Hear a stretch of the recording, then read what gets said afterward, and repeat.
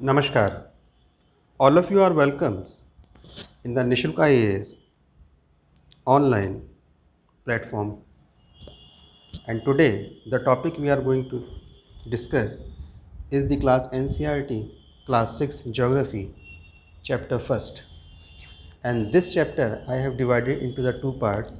In the first part, we will discuss the solar system, and in the second part, we will discuss the important terminologies of this given chapter.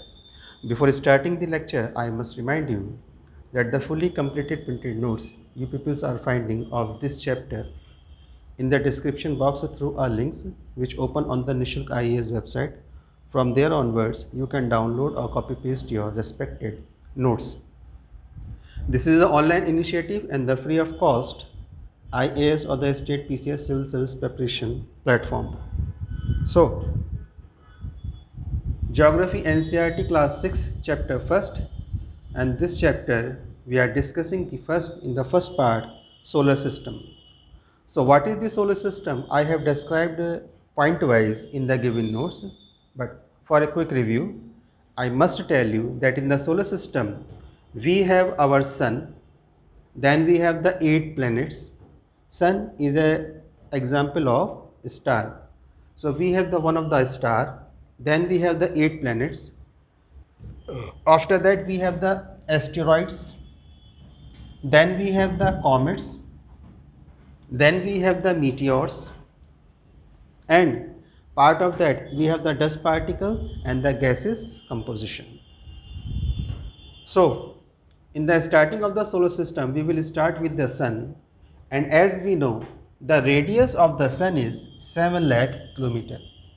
The radius of the sun is 7 lakh kilometer, that means the diameter of the sun is about 14 lakh kilometers. In the composition of the sun we are finding the hydrogen gas percent is 72% and the helium gas percentage 26%.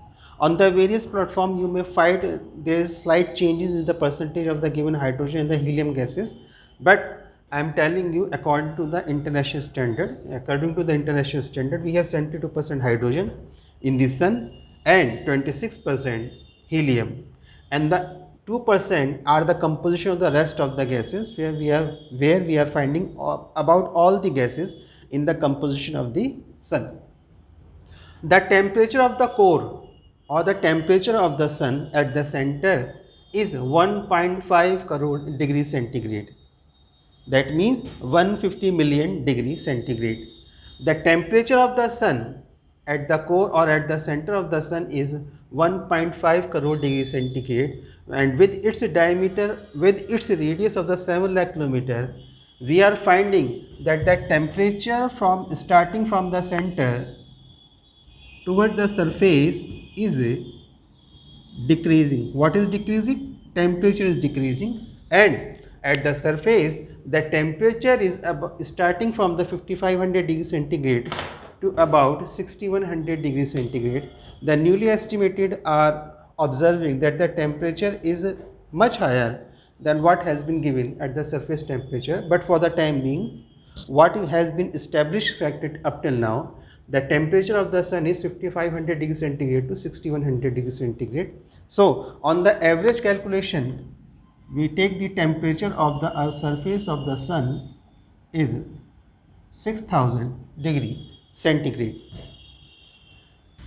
The surface from where the light is emitting, the surface from where the light is emitting known as photosphere. The surface from the where the light is emitting known as the photosphere.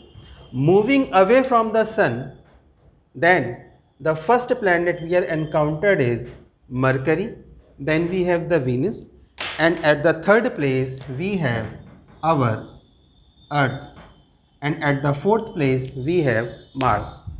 The starting 4 planets in the sequence are Mercury, Venus, Earth and Mars, and these 4 planets are known as a terrestrial planets because of the solid surface. Solid surface. Because these four planets are having the solid surface, that's why the planets known as the terrestrial planets. The terrestrial planets also known as inner planets. The same composition of the terrestrial planets known as the inner planets. Why the inner planets? Because the terrestrial planets are affected by the heat emitted by the sun, or in the simple words I should say that the terrestrial planets are impacted or having its effect of the sun temperature. While moving beyond the terrestrial planets, we have another four planets: Jupiter, Saturn, Uranus and Neptune, and these group of the four planets known as the gaseous planets or the Jovian planets. Gaseous planets because the surface is not solid, not solid surface,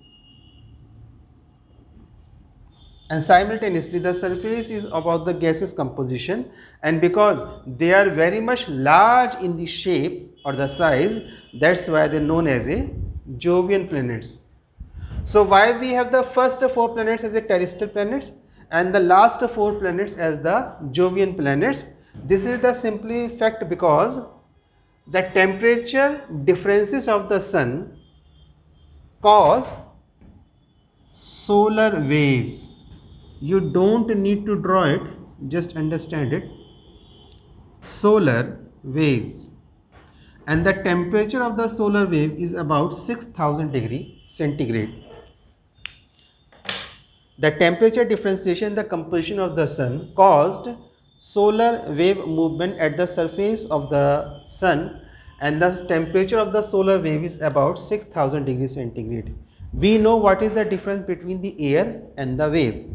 Sorry, solar wind. By wave, I am using the word wave.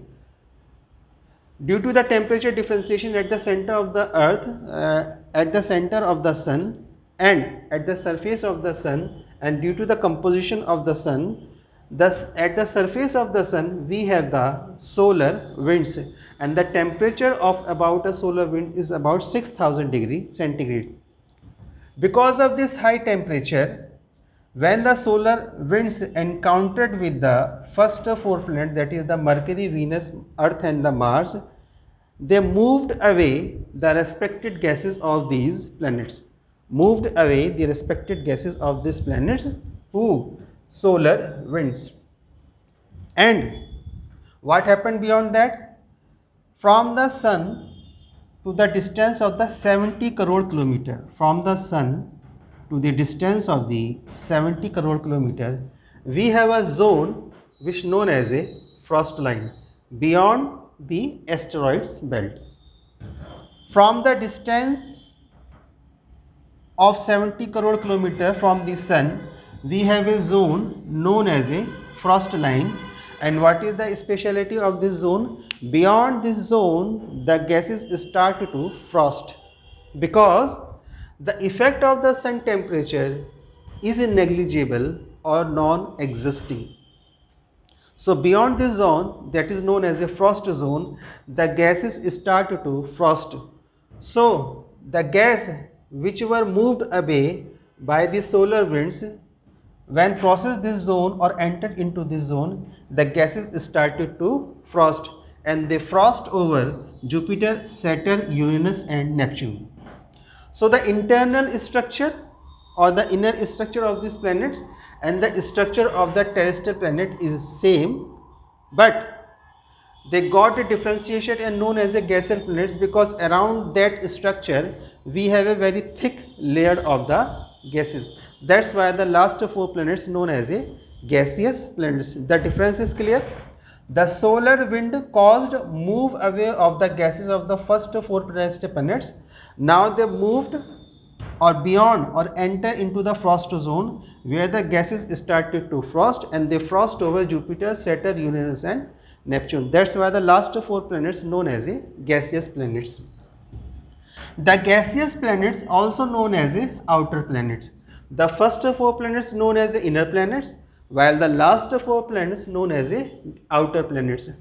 The inner planets because they are affected by the temperature of the sun, and the outer planets just because they are not affected by the temperature of the sun.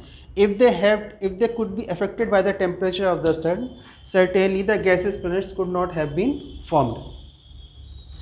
Between the inner planets or the terrestrial planets and between the outer planets or the gaseous planets, that means between the terrestrial and the gaseous planets, we have a belt of the fossils, or I would say the material that has been left over in the universe or the space or the solar system. This fossils celestial body belt known as a asteroid belt. Asteroids also known as a fossil planet. Fossils planets. The scientists believe that the asteroids belt or the fossil planets have the all quality to be transformed into a complete planet, but just because a heavy gravitational pull exerted by the Jupiter on this belt, these fossil planets are not being able to be converted into a complete planet. And you have to remember that the frost line is beyond the fossil planets and the asteroid belt is between the terrestrial planets and the gaseous planets. Now, beyond the gaseous planets, we have another belt known as a Kuiper belt, and from this belt, the comets do emerged. Now, what is the comet? So, it is another a celestial body having in its composition the dust particles, metals, and the minerals. But the speciality is that around the comet, the speciality of the comet is that around the comet we have an ice cover. That means the comet are the ice covered, and inner side of the ice covered we have the dust, metals, and the minerals. The same composition we find in the asteroids where we have dust, metals, and minerals. Right? Now, at the center of the solar system we have the sun, and the comet also do its revolution around the sun. But the path of the revolution or the shape of the path is elongated. That's why the comet forms apogee and perigee in respect of sun. What is apogee? When a celestial body maintains the highest or the maximum distance from the sun, that is known as a apogee. And when the celestial body maintain a minimum distance from the sun, it is known as a perigee. Due to the perigee of the comet, when it is revoluting around the sun, it comes under the effect of the sun temperature. And due to under the effect of the sun temperature, the ice cover over the comet start to melt. In the composition, first one of the aspect we left over, that is gas. So in the structure of the comet we have the dust, metal, minerals, and the gas. So when the comet makes its perigee to the sun, due to the temperature effect of the sun, the ice covered around the comet started to melt and the gas started to burn. Due to the burning of the gas, we know the comet as a tailing star because a tail is formed behind the comet.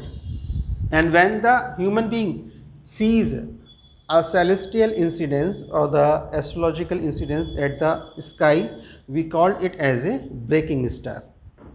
So the comet known by the another name, first is tail star, Puchal Tara, and then at the breaking star, Toota Tara. Now, one of the most important celestial body, and I would say most important for the formation of the earth, that means earth is habitable. If the earth is habitable, all credit must be go to the meteors. So I would say, or we generally say, the meteors are the genetic force or the generating force of the habitable earth. So when the comet ice cover started to melt at the distance of the perigee, and when the comet take a distance of the apogee, that means moving away from the sun, the melted ice started to recompose it on the comet. But the amount which has been melted and the amount that has been reorganized is different. That means over the time the comet becomes a ice cover less body, over the time. And over the time, because the comet converted into the ice cover less body, the composition or the mass of the comet got changed and it deflected from its orbit. That is what the scientists or the astrological believe, and the meteors have been generated or emerged from the comet. Asteroid have its orbit, comet has its orbit, all the planets are orbiting around the sun, but the meteors are the one celestial bodies which do not have its orbit, do not have orbit.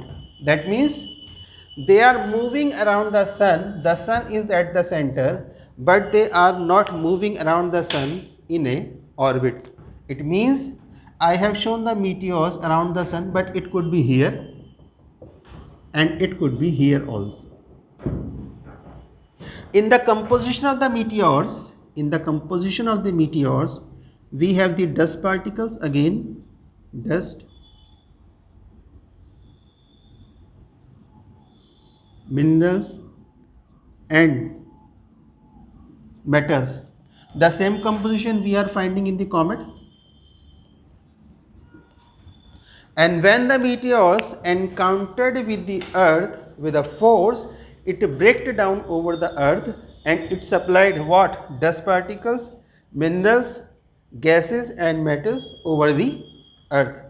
So that's why the meteors are called as a genetic force or the generating force of the earth, or the father of the earth in the simple terms, right? So in the composition of the meteors we have the dust, mineral, gases and the metals. And for a recap, we again do this, that the radius of the sun is 7 lakh kilometer. Well, so the diameter of the sun would be the 14 lakh kilometer. In the composition of the sun, we have the 72% hydrogen and the 26% helium. The rest 2% are the composition of the other gases. Temperature at the center of the sun is 1.5 crore degrees centigrade, and moving from the center toward the surface of the earth, we have the temperature ranging from the 5500 degrees centigrade to up to 6100 degrees centigrade. The 4 planets known as the terrestrial planets, solid planet and the inner planets, and the rest 4 planets known as the gaseous planets, Jovian planets and the outer planets. Between the terrestrial planets and the gaseous planets, we have a belt of the fossils celestial bodies known as a asteroids belt, and beyond the gaseous planets we have another belt known as a Kuiper belt, from where the comets are emerging. Comet over the passage of the time converted into the meteors, or we say that the meteors are emerging from the comet. The composition of the meteors and the comet is the same except the ice cover which we have around the comet. The composition of the asteroid is also the same, where we have the dust particle, metals and the minerals, and the ranging of this fossil celestial body is ranging from the dust particle up to the 1000 diameter large stone. So this is the composition of the solar system, and some brief points about the solar system. The elaborated points you people are finding in your respected notes with the colored diagram, where I have described more factual update about the solar system. So what is the color of the every planets, and the distance you are finding in the first chapter NCERT diagram, what is the distance between the each planets. The Venus is known as a twin planets, and in the last we will discuss the size of the every planets. So according to the size, the Jupiter is the first one, Saturn 2, Uranus 3 and Neptune 4. While the sequence got disturbed in the terrestrial planets, where we on the number 5th we have the Earth, number 6 we have the Mars, number 7 Venus and number 8 Mercury. And in respect of the satellites, The Jupiter has the 63 satellites. Now the confirmed satellites now of the Saturn is 82 to 87, then Uranus 27 and Neptune 14. Mars has its two satellites while the Earth has its one satellite, and the Venus and the Mercury do not have any satellites. So this is all about in brief of the solar system, and this is the first part of the first chapter of the class 6 geography NCERT. In the next video we are discussing the second part of this chapter, where I would be giving you a brief account or the introduction or the understanding of the important terminology of that particular chapter. For the time being now, Jai Hind, Vande Mataram.